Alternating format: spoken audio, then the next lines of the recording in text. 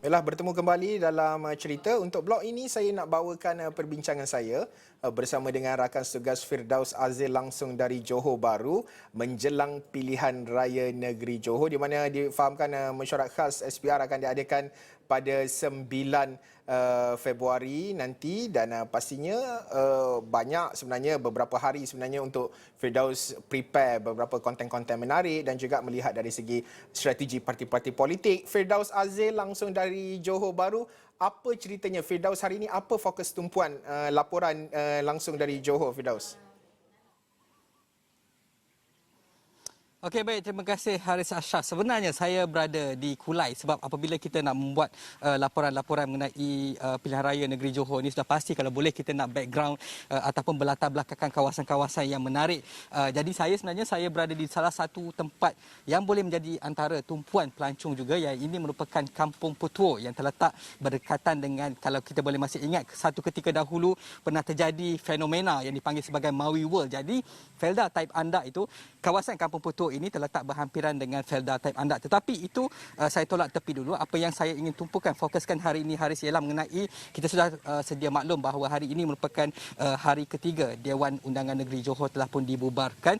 Jadi kita memantau laporan-laporan, kita memantau kenyataan-kenyataan serta strategi-strategi daripada parti yang hampir pasti akan bertanding. Buat masa ini kita sudah sedia maklum bahawa 3 parti akan bertanding, iaitu Parti Barisan Nasional yang diketuai oleh UMNO. Kita juga ada Parti Perikatan Nasional iaitu Bersatu dan juga PAS, dan juga kita sudah semestinya kita ada Parti Pakatan Harapan. Tetapi bercakap mengenai Perikatan Nasional, bercakap mengenai Barisan Nasional, sudah pasti kita tidak boleh lupa ataupun ketepikan tentang faktor muafakat nasional, iaitu kerjasama politik ataupun kerjasama strategik antara Parti UMNO serta PAS, yang mana sepatutnya hari ini media difahamkan bahawa akan ada perjumpaan antara Pesuruhjaya PAS Johor iaitu Abdul Wahab Hussein bersama dengan Menteri Besar Johor iaitu Pengerusi Perhubungan UMNO Negeri Johor, yang juga merangkap Pengerusi Perhubungan UMNO Johor serta Pengerusi Barisan Nasional Johor iaitu Datuk Hasni Mohamad. Malangnya kita difahamkan bahawa pertemuan itu terpaksa ditangguhkan dahulu, yang mana tetapi bercakap mengenai antara dua ini, kita sudah sedia maklum bahawa bagaimana 2 hari lepas Menteri Besar Johor Datuk Hasni mengatakan bahawa Barisan Nasional Johor lebih selesa untuk bergerak secara solo. Maksudnya mereka merasa yakin untuk bergerak secara solo, tidak memerlukan ataupun tidak perlu ada kerjasama dengan parti-parti lain, terutamanya PAS. Tetapi kita difahamkan, sebagai contoh, saya nak memetik laporan media yang mengatakan bahawa Naib Ketua UMNO bahagian Simpang Renggam Datuk On Hafiz Ghazi yang berkata bahawa perbincangan antara dua pemimpin itu amat-amat diharapkan oleh golongan akar umbi kerana mereka mengharapkan kerjasama yang lebih erat dan akhirnya akan membuahkan hasil yang terbaik kepada rakyat Johor. Dan menariknya, apabila saya berkongsi berita tersebut di melalui laman Twitter saya, Menteri Besar Datuk Hasni sendiri dia respons kepada tweet saya dan mengatakan bahawa saya boleh bertemu dan minum kopi dengan Pesuruhjaya PAS Johor iaitu Ustaz Abdul Wahab Hussein. We need a political reboot, seperti kita sentiasa pegang Johor tetap jadi Johor. Apa maksud itu masih terlalu awal untuk dirungkaikan, tetapi itu saya kira antara yang menarik. Itu mungkin menunjukkan sedikit bibit-bibit kerjasama, sebab kita faham sebagai contoh ketika ini ketika sewaktu kedua-duanya masih menjadi pembangkang, kalau kita ingat bagaimana muafakat nasional itu tumbuh serta membuahkan hasil. Kita ingat sebagai contoh kerjasama di PRK Pilihan Raya Kecil Semenyih, Pilihan Raya Kecil di Tanjung Pias, sebagai contoh kerjasama yang cukup baik antara dua parti ini. Namun akhirnya ketika meniti masa, waktu semakin beredar bagaimana hubungan antara parti PAS dengan UMNO ini semakin renggang akibat perpecahan ataupun mungkin perselisihan faham mengenai ideologi politik masing-masing. Tetapi itu satu hal.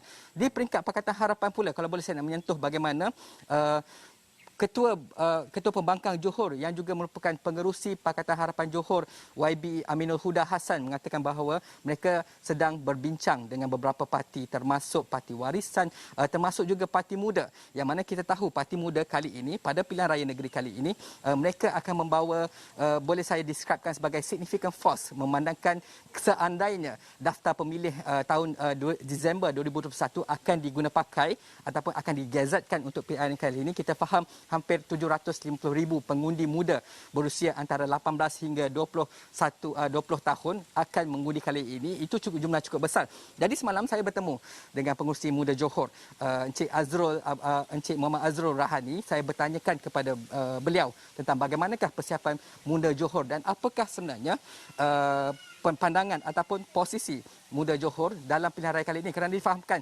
kalaulah mereka bertanding mengenai Pakatan Harapan sudah pasti mungkin ada kompromi di peringkat kerusi ataupun kompromi untuk penggunaan logo dan sebagainya. Jadi kita dengarkan dahulu kenyataan Encik Azrul Rahani, pengerusi muda Johor. Silakan.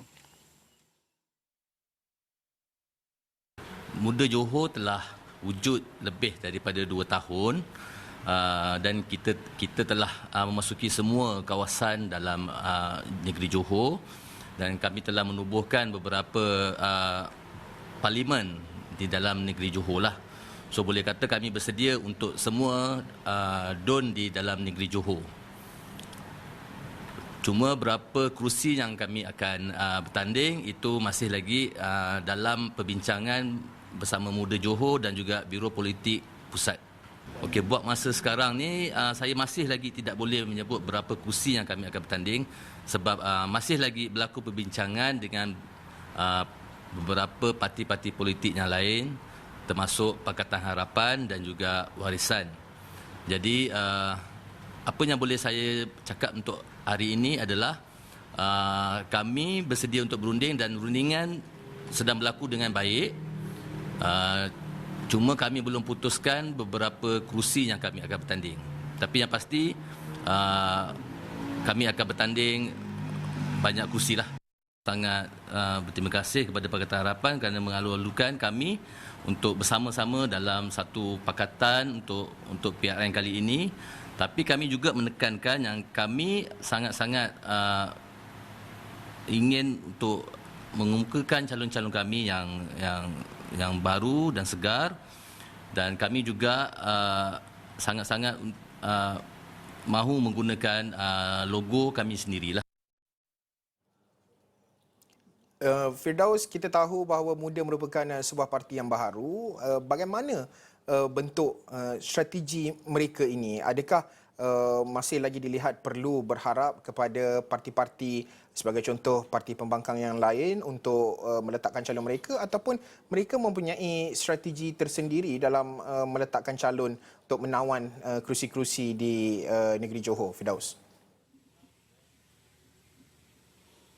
Okey, itu antara persoalan yang saya utarakan, saya lontarkan kepada Encik Azrul semalam sewaktu saya temu bualnya. Tetapi kita difahamkan sepatutnya Muda ini menggunakan platform pilihan raya negeri Melaka pada tahun lepas sebagai pentas pertama mereka. Namun kerana rundingan yang tidak berjaya, yang tidak memihak kepada Muda ketika itu, maka saya difahamkan Encik Azrul memberitahu bahawa Muda terpaksa menarik diri. Walaupun mereka sudah bersedia dengan beberapa calon dan sebagainya. Kali ini mereka lebih bertekad untuk mempertaruhkan calon-calon mereka di seluruh Johor. Saya difahamkan di kesemua 56 kawasan Dewan Undangan Negeri Johor, yang mana Encik Azrul berkatakan bahawa persiapan ini sebenarnya telah pun dilakukan sejak 2 tahun lepas.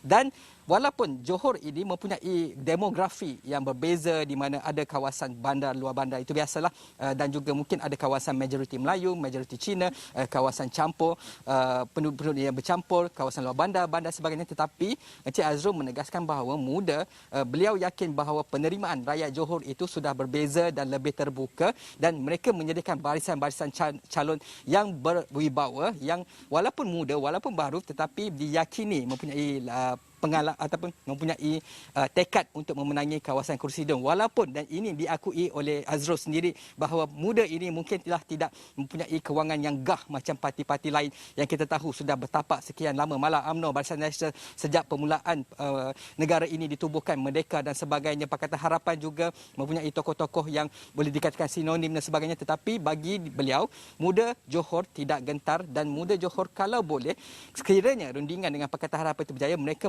mempunyai jumlah kerusi yang signifikan, dan kalau boleh Muda Johor mahu menggunakan logo parti Muda sendiri. Itu apa antara yang dikongsikan oleh Encik Azrul, pengerusi Muda Johor, kepada saya semalam. Haris.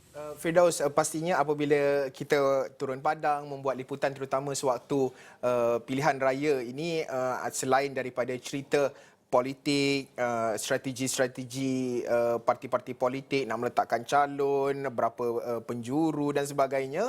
Pada masa sama kita tidak lupakan dari segi suara rakyat. Kita mengangkat dan juga mencari penyelesaian yang terbaik dalam isu-isu rakyat dan juga mengetengahkan kepada mungkin calon-calon akan datang yang akan dinamakan nanti.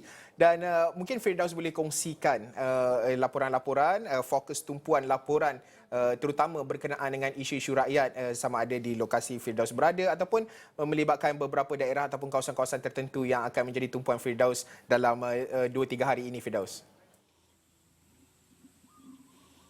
Okey, dalam 2-3 hari seterusnya kita sebab kita ada saya difahamkan akan ada lagi kawan-kawan rakan-rakan kita daripada Kuala Lumpur akan turun. Apabila dah turun nanti, maka kita akan membahagikan kawasan-kawasan. Kita faham Johor ini jauh lebih luas berbanding dengan Melaka ketika itu. Dulu Melaka pun Haris ingat kita ada 3. Kita ada beberapa lebih daripada 1 pasukan daripada Kuala Lumpur turun ke Melaka. Kali ini juga kita difahamkan mungkin ada 4 ataupun 5. Tetapi buat masa ini saya masih bertapak di Johor Bahru. Sepagi mungkin saya boleh kongsikan tentang kepesatan di daerah Johor Bahru ini, di mana di kawasan berhampiran terdapat 3 majlis bandaraya, iaitu Majlis Bandaraya Johor Bahru. Sudah semestinya Majlis Bandaraya dahulunya Majlis Bandaraya Johor Bahru Tengah MBJBT, tetapi kini dikenali sebagai Majlis Bandaraya Iskandar Puteri, dan lagi satu ialah Majlis Bandaraya Pasir Gudang. Terdapat 3 majlis bandaraya yang berdekatan. Tetapi apa sebenarnya erti?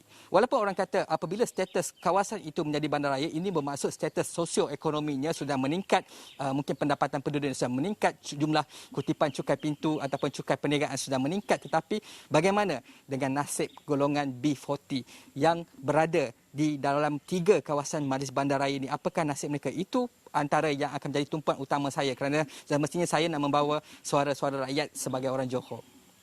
Terima kasih anak Johor atas laporan yang diberikan langsung dari Kulai. Silap saya tadi, Firdaus menyebutkan berada di sekitar Kulai, dan pastinya banyak lagi laporan-laporan menarik berkenaan dengan pilihan raya negeri Johor ini akan kami bawakan dalam buletin-buletin akan datang, termasuklah pengumuman dan juga mesyuarat khas SPR yang dijangkakan pada 9 Februari nanti. Sekian sahaja cerita untuk waktu ini. Saya Haris Ashraf Hasnan. Salam hormat.